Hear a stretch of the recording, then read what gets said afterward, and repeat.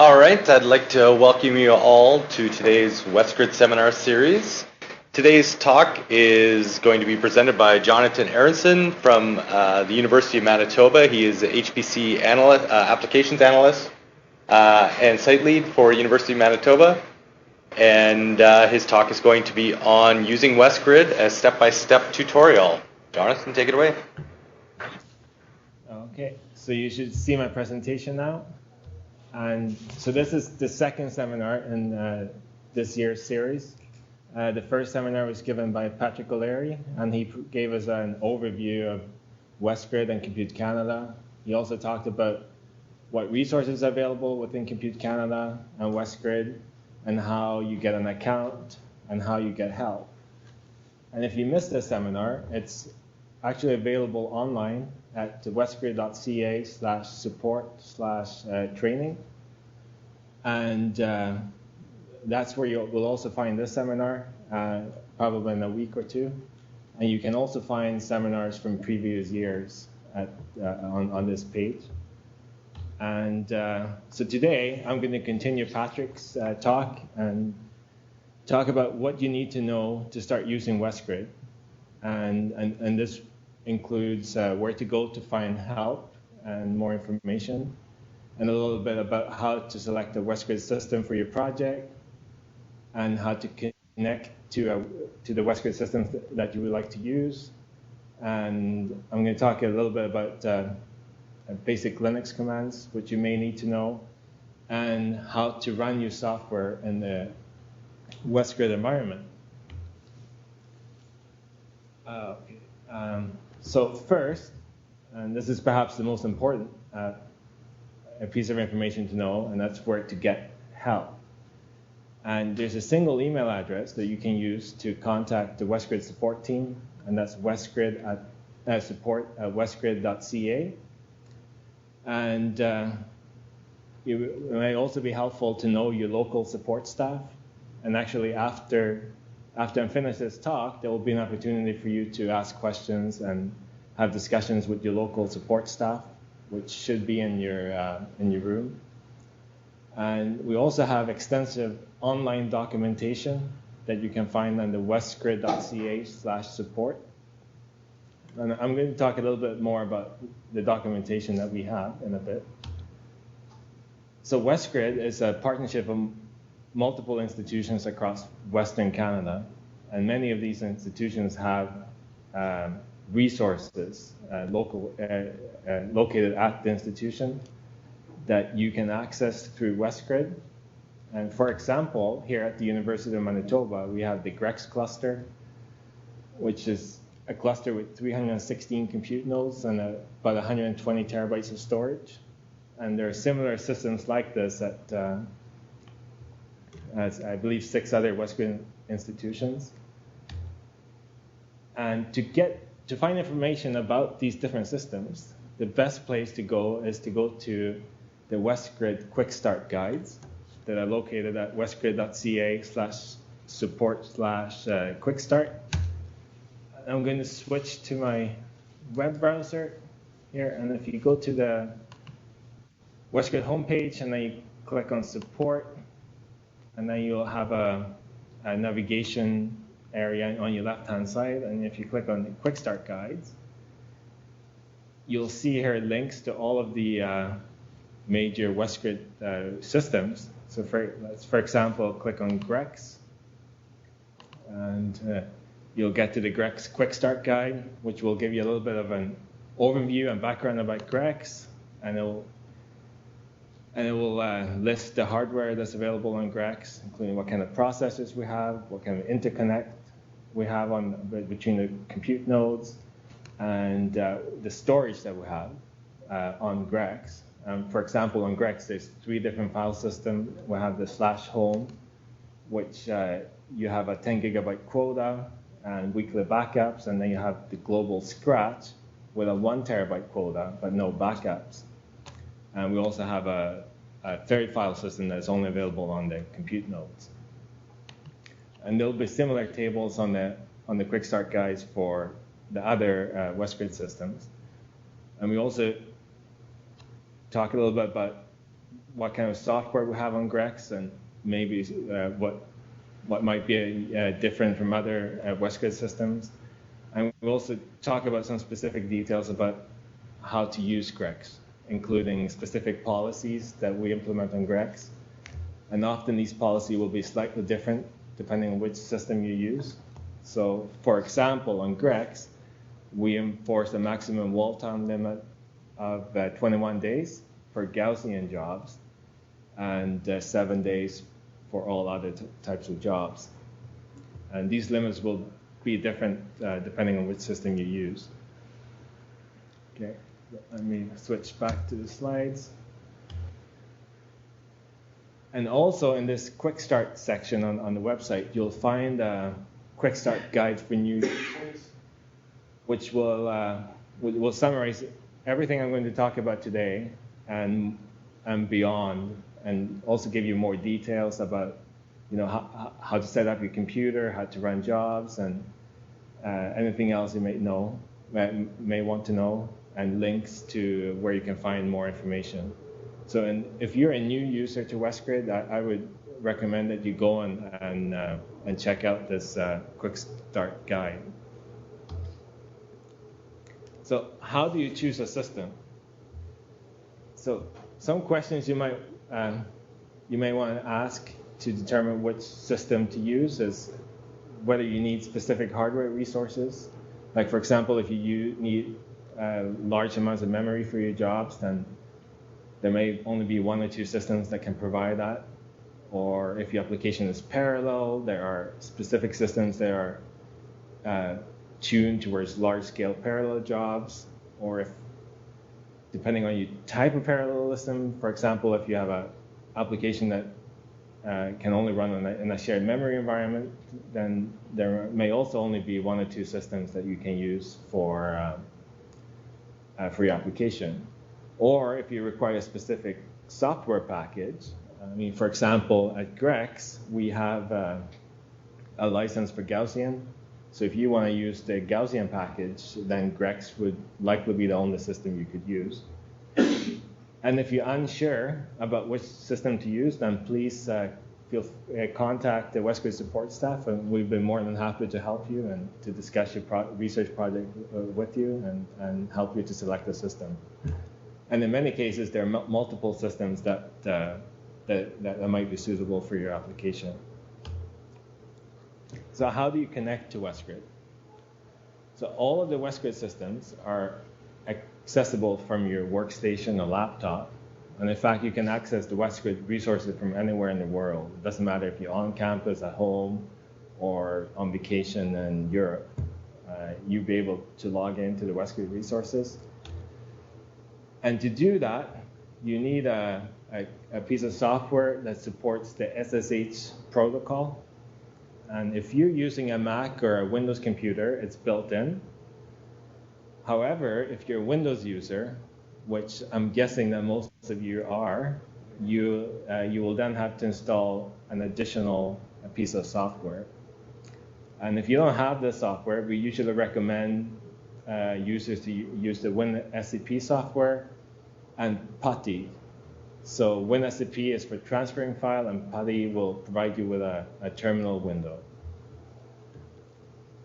So assuming you install, so WinSCP, for example, provides you with a very Windows-like environment.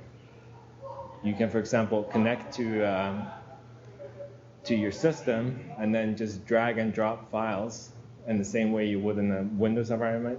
So you can upload files by just drag them into the window, or download files by dragging them to your desktop. And it provides you with buttons for creating folders with just a single click, similar to what you would do in the Windows Explorer. And you can create files in a similar way. And you can edit files by double-clicking on a file. And what will happen is that the file will get uploaded to your workstation and opened in an editor. And then you can edit the file inside your favorite editor. And then when you save the file, it will automatically be uploaded back into the WestGrid system. So that way you can do a lot of basic operations without without knowing anything about Linux commands or working from a terminal window. But when you get to the point where you need to submit your job, you will actually need a terminal window in order to do that. And you can, if you have PuTTY installed, you can click on a button inside WinSCP, and it will automatically open PuTTY, and you can have it configured so that you don't need to enter in your password and username again. It will be stored in memory. And so, like, this is a very nice environment for someone who's used to working in a Windows environment.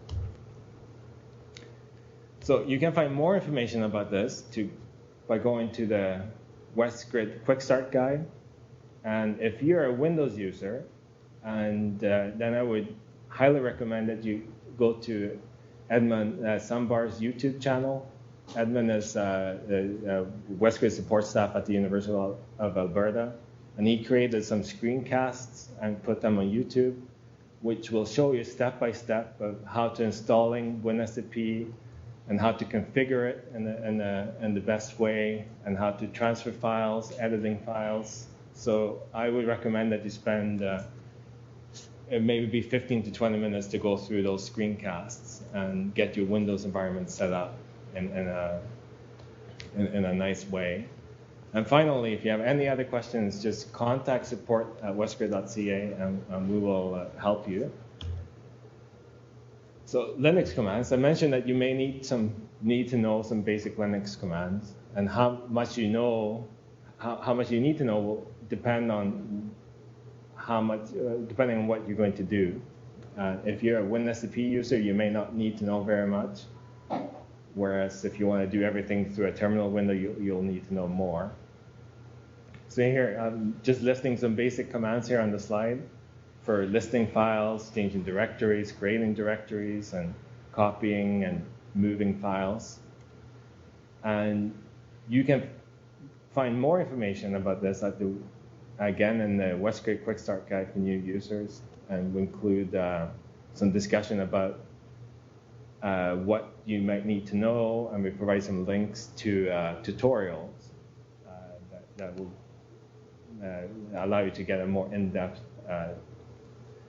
knowledge about Linux commands. And so now we know how to connect to a WestGrid system, and so then the next step would be to run jobs.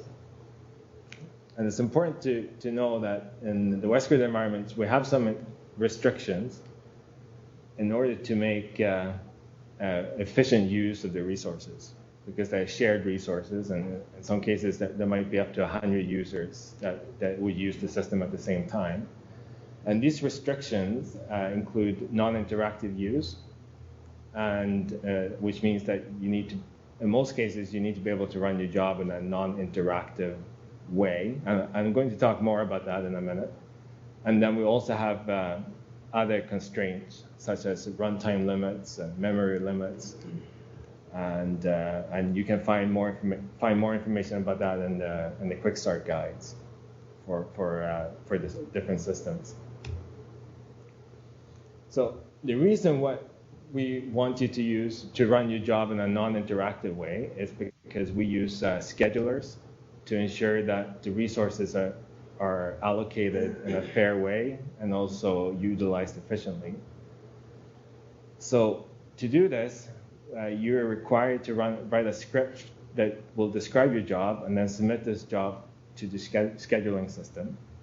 And I should also say, although we prefer that you run everything in a non-interactive mode, if you require to run something interactively, then you can do that too. But you may not be able to get as much resources as you would if you run it in a non-interactive way. So again, so the way it works, to give you an overview, is you're sitting at your desktop, you connect to the WestGrid system over the internet, and you'll end up on a login node.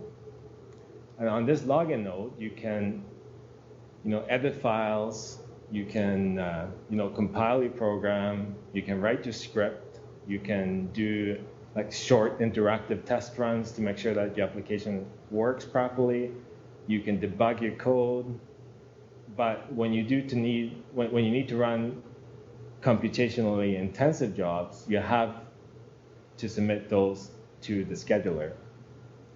So what you submit your job to the scheduler, and then you tell the scheduler, please run this job for 2 days across 10 processors. And then the scheduler will take your job and allocate resources for your job, and then start the job for you on some compute nodes that it have allocated. So this requires that you're able to write a simple script that describes your program or your job. And a script is basically a text file that contains directives and some commands. So in the example I have here on the slide, it's a 5-line script. And the first 3 lines are directives, and then because they start with a number sign, and the 2 last lines are commands. So if we look at the two first lines, that basically tells the environment that you want to run under the bash shell. And for most users, this is what you want, so you wouldn't change those 2 first lines. The third line is a directive to the scheduler to tell the scheduler that you require a wall time limit of 1 hour in this case. So this you may want to adjust depending on your requirements.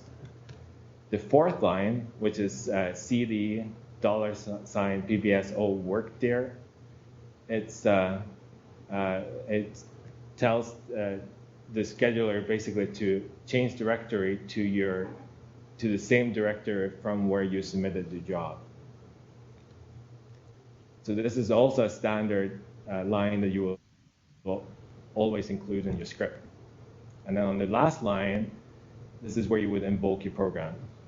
So in this case, I'm running an executable that's called my program. So this would be a basic example. You can extend this script by adding more directives to the scheduler.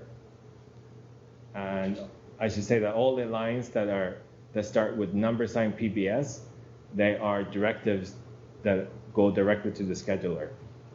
So here, I specify through the minus lowercase m and minus uppercase m that I want to receive email notifications to the address I specified.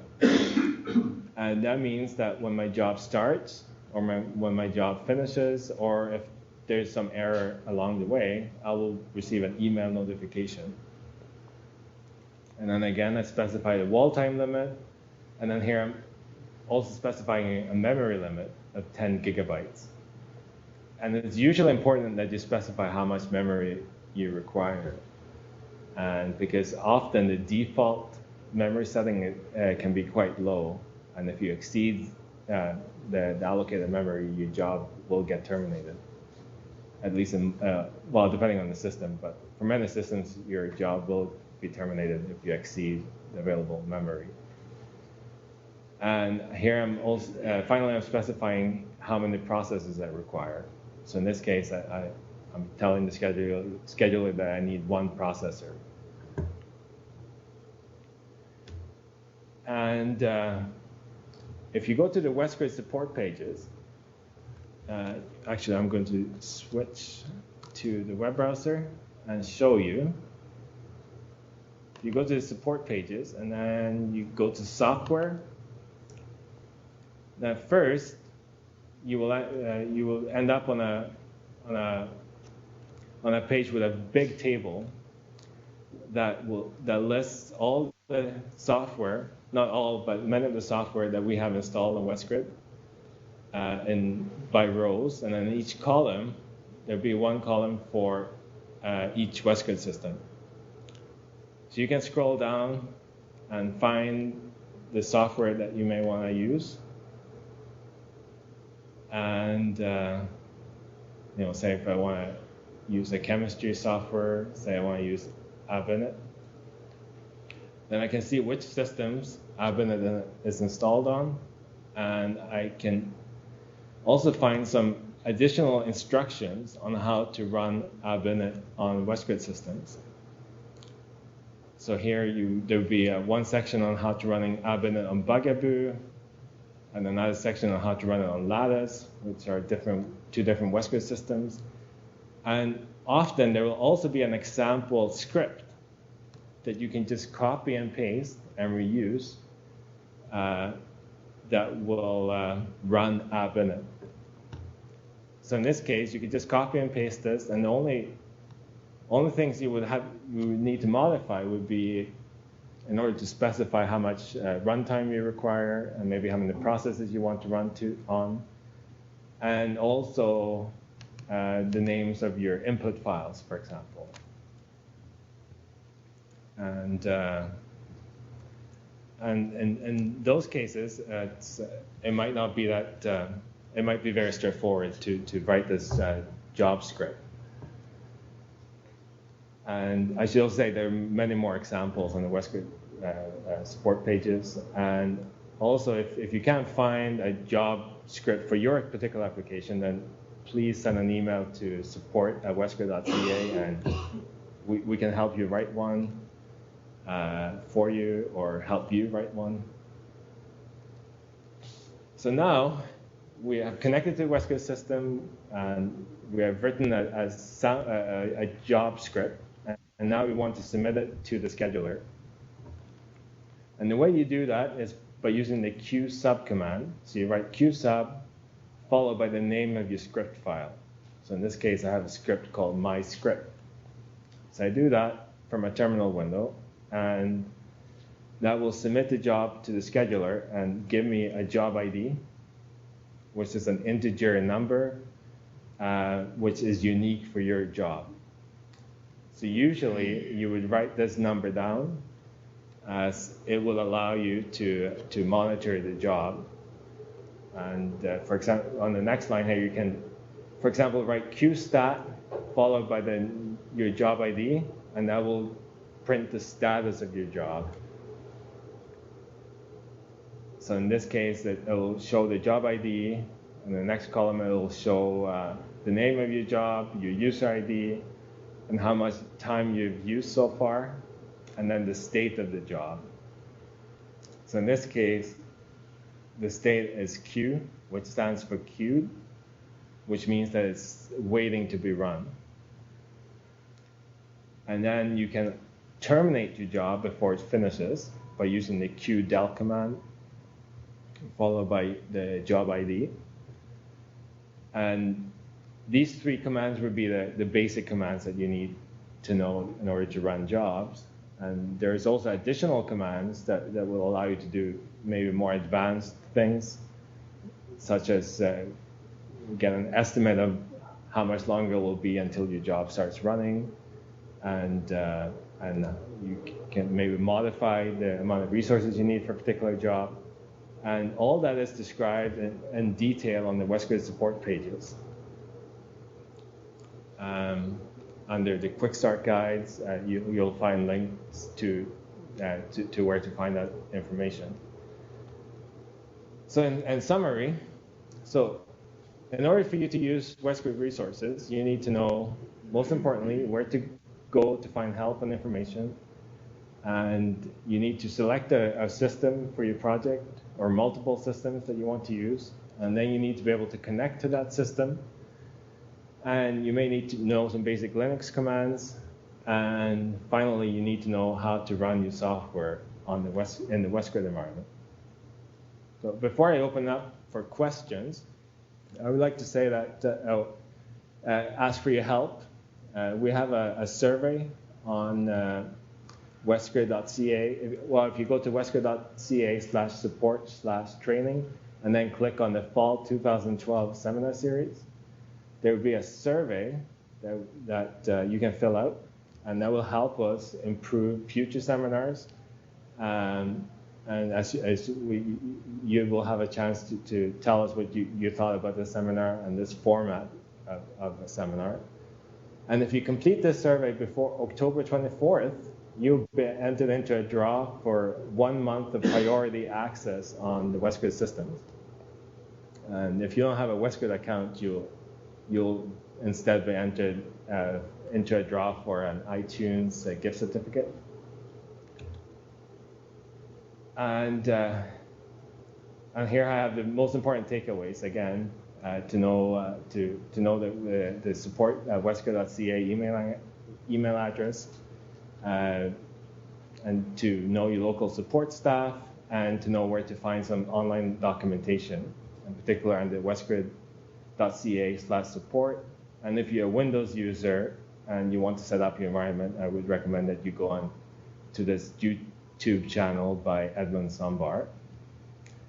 And I'm now going to open it up for 1 or 2 questions, if you have any questions for me. And then I'm going to let you ask questions to your local support staff that should be at your site. So, are there any questions for me before I hand you off to your local staff? I just have two very quick questions. For the access, do we actually support VNC for the remote desktop, that kind of thing? Yes. On most systems, you could run the VNC, but you may need to tunnel your VNC connection through SSH. And so, yes, it's possible. And but I would suggest that you send an email to support@westgrid.ca, and we'll help you with that. And another question is, do we actually have a short queue reserved nodes? For example, my job is no longer than 10 hours. Do I have a priority than some of the longer jobs? For 10 hours, on some systems, I believe there is a short debugging queue that you can use, but it's usually much shorter, say 10 minutes. However, if your job is only 10 hours, it's possible that it will fill into a backfill window.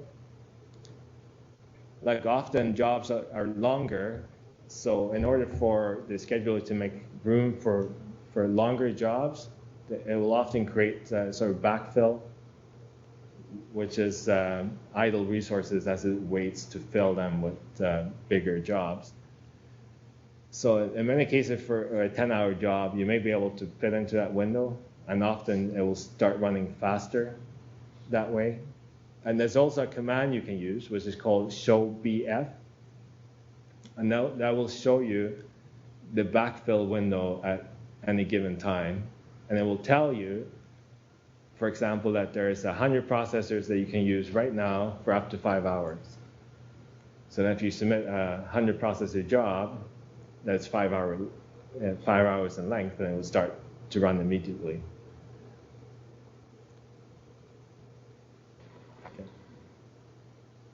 I'll take one more question before I.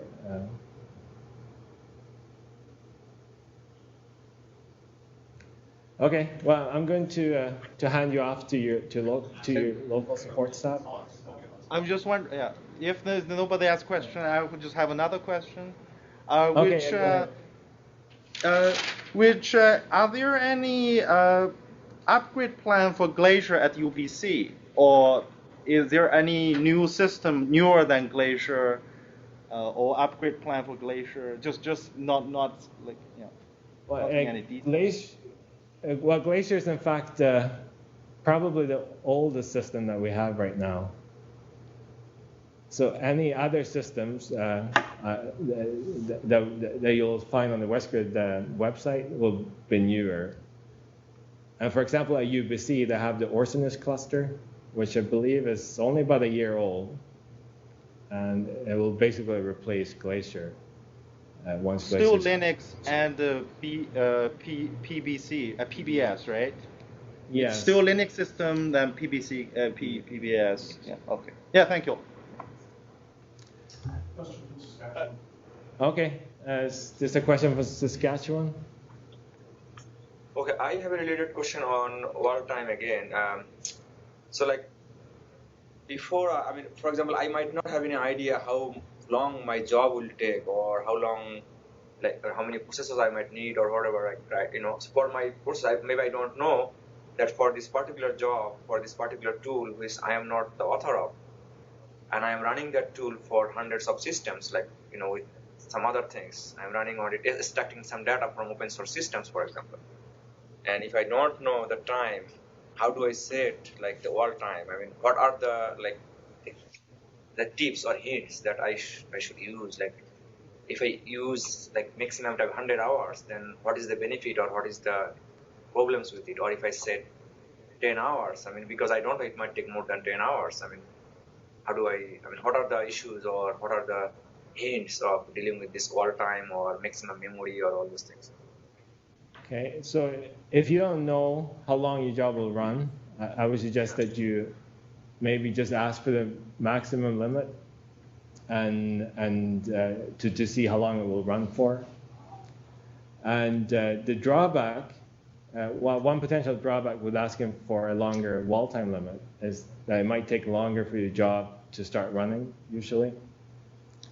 Whereas if your job is shorter, it's likely that it might start to run sooner. And another option, if you have the option of checkpointing, I would recommend that. So you can checkpoint your job, and then if it would exceed the wall time limit and be terminated, then you'll be able to restart it from your latest checkpoint.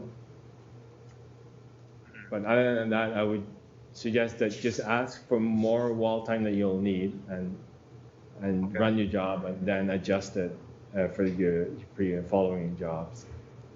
I mean, it is because, I mean, sometimes we really don't have any idea. Like, if you have millions of lines of code for a system, and we want to parse the system, and we want to, you know, do some processing in it. I mean, we have no idea really, to be honest. Sometimes it could take like, you know, days or weeks or months. I don't know, but that's why the WestGrid is like. So we don't have any idea how fast WestGrid can do it for us. So that's the problem. Right. I mean, it's not an uncommon problem to not know how long your program will run. And, I mean, if you can run it with like smaller cases first, and then scale up your problem size, you might be able to get an estimate that way. Okay, yeah. Thank you.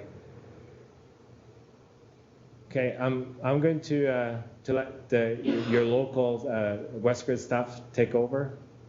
And if you have any questions for me, I'll be here, and you can still ask me more questions. So, okay. Thanks, John. So I'm going to keep the connections all up for the next 10 or 15 minutes. And as John said, if you have any specific questions for other site leads, feel free to speak up. But other than that, your local site lead should be able to handle it from here. Thank you all for attending.